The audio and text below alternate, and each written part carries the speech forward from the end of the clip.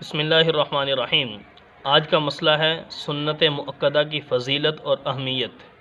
سنت مؤکدہ کی فضیلت تو یہ ہے کہ پیارے آقا صلی اللہ علیہ وسلم نے ارشاد فرمایا، نسائی شریف اور ترمذی شریف کے اندر روایت موجود ہے۔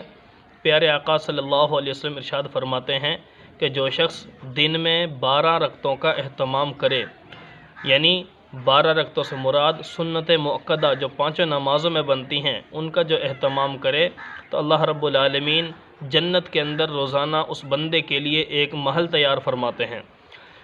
تو جن نمازوں میں سنت مؤکدہ ہیں ان کو ادا کرنا اہتمام کے ساتھ بندے کے اوپر لازم بنتا ہے، کیونکہ سنت مؤکدہ ان سنتوں کو کہا جاتا ہے کہ جن کو پیارے آقا صلی اللہ علیہ وسلم نے پابندی کے ساتھ ادا کیا ہو۔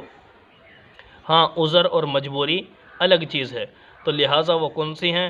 تو فرمایا کہ 2 صبح کی سنتیں فرضوں سے پہلے، 4 ظہر کی نماز سے پہلے کی سنتیں اور 2 فرض نماز کے بعد، اور اسی طرح پھر 2 مغرب کے فرضوں کے بعد سنت مؤکدہ ہیں، اور اسی طرح پھر عشاء کے فرضوں کے بعد 2 رکعتیں سنت مؤکدہ ہیں۔ تو یہ کل تعداد 12 ہوئیں۔ دوبارہ شمار کر لیں، 2 سنتیں فجر کی، 4 ظہر سے پہلے کی، 6 اور 2 ظہر کی نماز کے فرض نماز کے بعد، 8 اور 2 سنتیں مغرب کے فرضوں کے بعد ہیں، 10 اور 2 رکعت عشاء کی نماز میں فرض نماز کے بعد ہیں۔ اللہ تعالیٰ سے دعا ہے کہ اللہ تعالیٰ ہمیں پابندی کے ساتھ عمل کی توفیق نصیب فرمائے۔